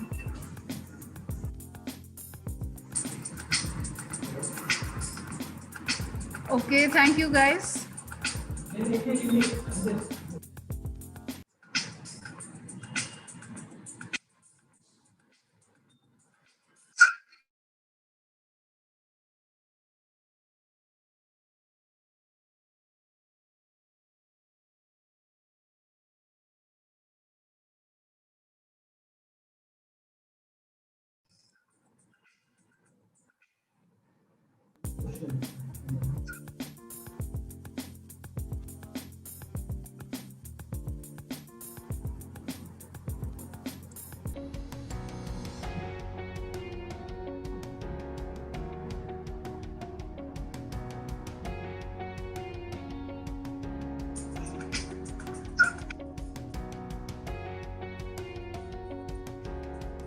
is any question?